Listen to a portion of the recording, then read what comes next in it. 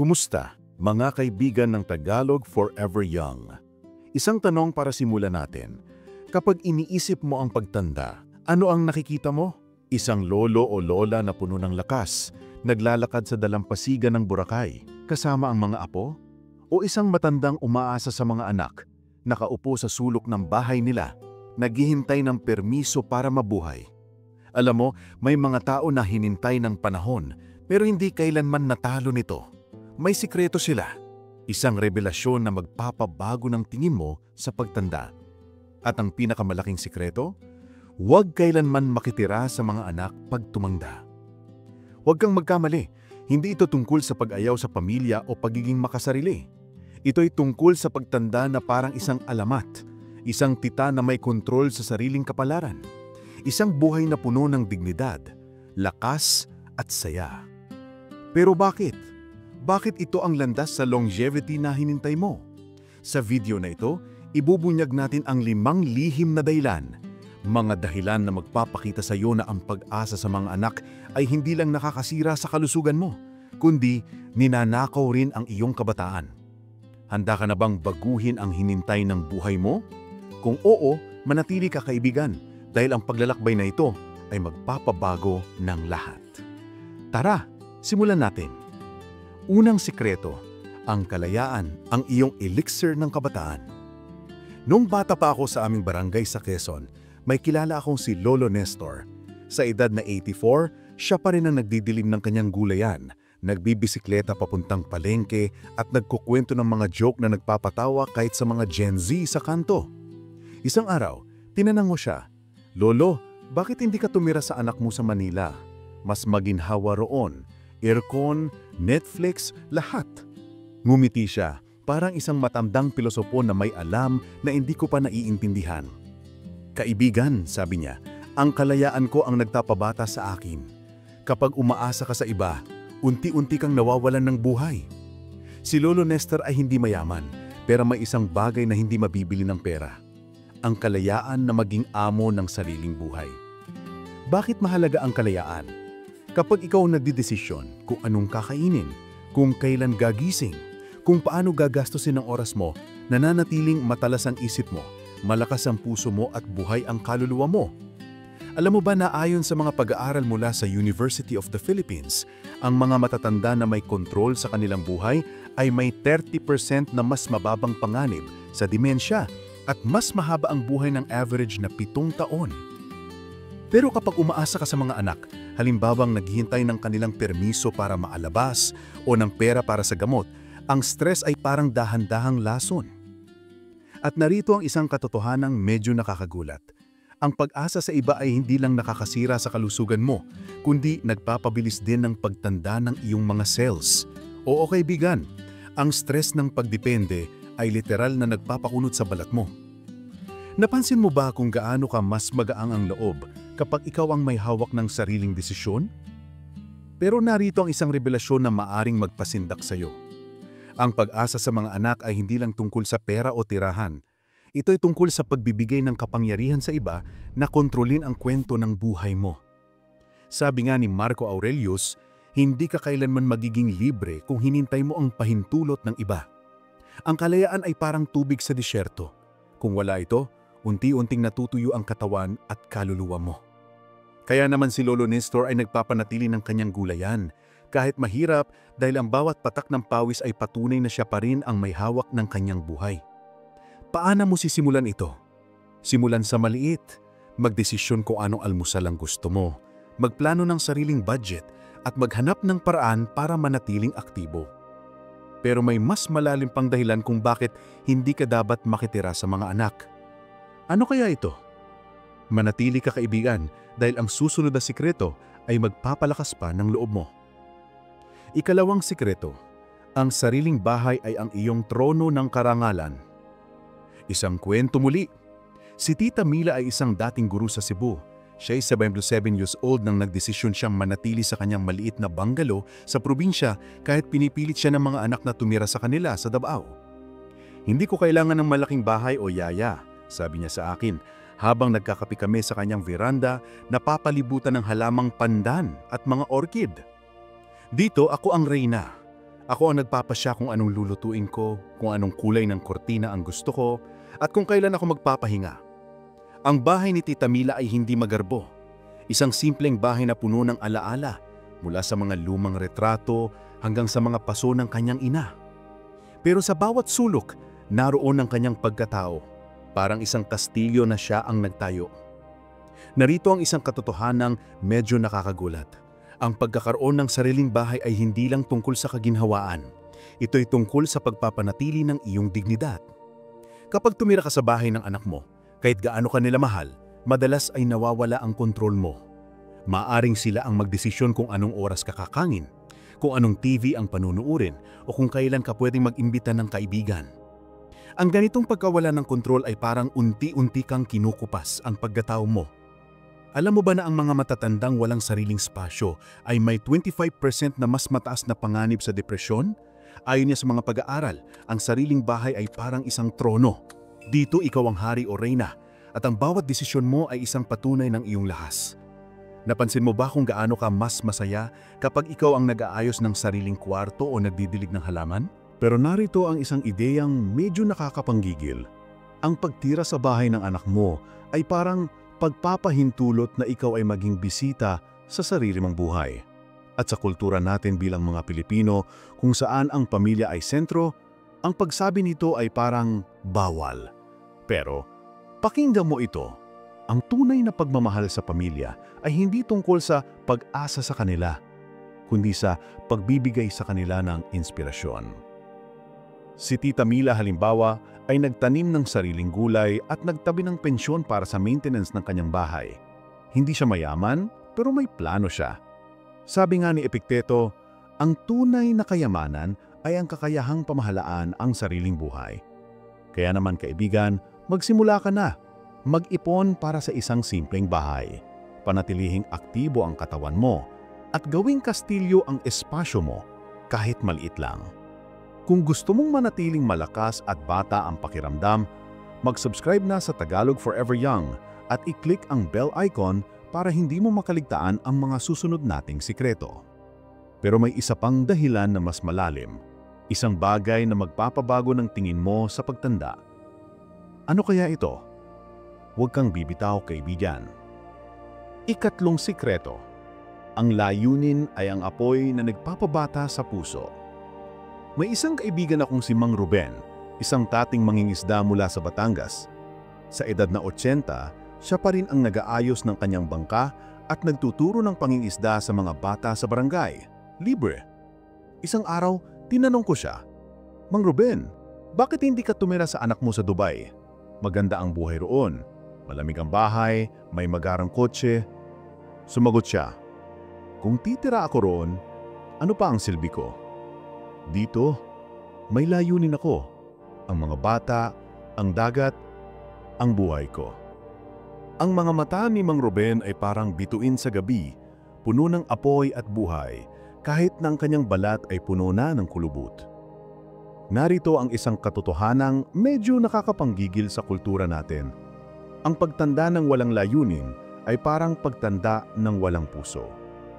Sa Pilipinas, madalas nating iniisip na ang tungkulin ng mga matatanda ay mag-alaga ng apo o maghintay ng suporta mula sa mga anak. Pero pakinggan mo ito, ang tunay na longhibidad ay nanggagaling sa pagkakaroon ng layunin sa iyo, hindi hinintay mula sa iba. Alam mo ba na ang mga matatandang may layunin tulad ng pagtuturo, paghahardin o kahit pagsusulat ng mga kwento ay may 40% mas mababang panganib sa depresyon at mas mababa ang blood pressure. Ang layunin ay parang gasolina ng kaluluwa. Kung wala ito, humihinto ang makina mo. Napansin mo ba kung gaano ka nabubuhay kapag may ginagawa kang makabuluhan kahit maliit lang? Pero narito ang isang ideyang disruptibo. Ang pag-asa sa mga anak para sa layuning tulad ng pag-aalaga ng apo araw-araw ay maaaring maging bitag. Bakit? Dahil kapag ang layunin mo ay nakasalalay sa iba, nawawala ito kapag nagbago ang sitwasyon nila. Halimbawa, kapag lumipat ang anak mo sa ibang bansa, ano na ang gagawin mo? Si Mang Ruben ay nagturo ng pangingisda dahil iyon ang kanyang mundo, hindi hinintay mula sa iba. Sabi nga ni Lao Tzu, Ang 1,000 milyang paglalakbay ay nagsisimula sa isang hakbang. Ang iyon layunin ay ang unang hakbang na iyon. Magsimula sa maliit, tulad ng pagtuturo ng recipe sa kapitbahay, pagsali sa isang club sa barangay, o pagsusulat ng iyong mga alala. Pero may isa pang sikreto na magpapakita kung paano ang pagtanda ay maaaring maging isang epikong pakikipagsapandalan. Ano kaya ito? Manatili ka, kaibigan. Ika-4 na sikreto. Ang pagbibigay ay ang tunay na eliksir ng kabataan. Isang kwento muli. Si Lola Carmen, isang 82 years old na taga Pangasinan. Siya ang laging may dala ng suman sa simbahan tuwing linggo. At kahit may sakit sa tuhod, lagi siyang nakangiti habang namimigay ng pagkain sa mga bata sa kalsada. Isang araw, tinanong ko siya, "Lola, bakit hindi ka tumira sa anak mo sa Canada?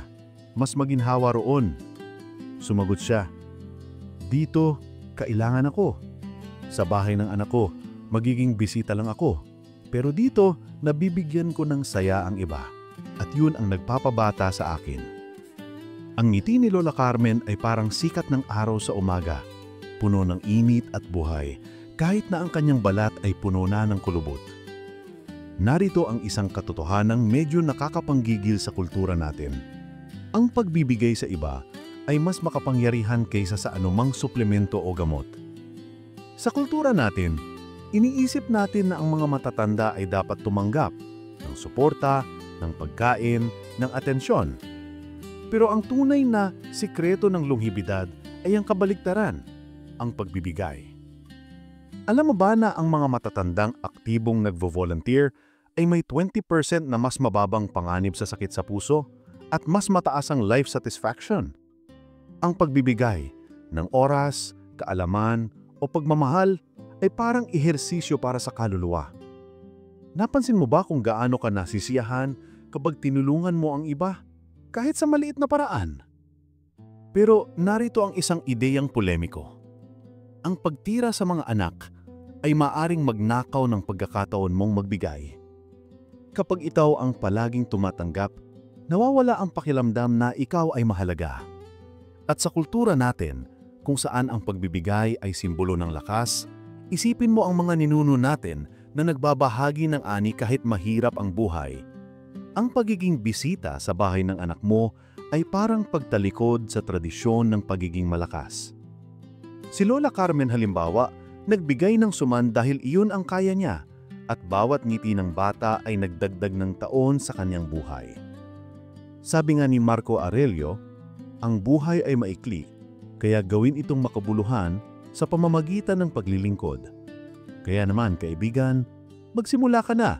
Magbigay ng payo sa mga apo, magturo ng isang kasanayan o mag-donate ng oras sa komunidad. Ang pagbibigay ay ang tunay na fountain of youth. Pero may isa pang sikreto, isang huling revelasyon na magpapakita kung paano ang pagtanda ay hindi pagkatalo, kundi isang tagumpay. Handa ka na ba? Ika-5 sikreto. Ang pagtanda ay isang pakikipagsapalaran, hindi isang pasanin. Isang huling kwento. Si Mang Tony, isang dating mekaniko mula sa Laguna. Sa edad na 79, siya pa rin ang nag-aayos ng mga lumang radyo sa kanyang maliit na tindahan. At tuwing Sabado, nagbibigay siya ng libreng workshop sa mga kabataan tungkol sa electronics. Nang tanungin ko siya kung bakit hindi siya tumira sa kanyang anak na may magandang trabaho sa Singapore, sumagot siya, "Kung titira ako roon, matatapos ang kwento ko. Dito, ako ang sumusulat ng bawat pahina." Si Mang Tony ay hindi lang isang mekaniko.